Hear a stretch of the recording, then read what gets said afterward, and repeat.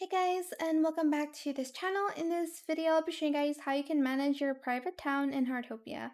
So for instance, you want to change your password or you want to add extra time to your private town, you can go to your maps here and you'll see manage. Here you'll be able to go to the time extension slash change password. Here is if you want to extend the duration.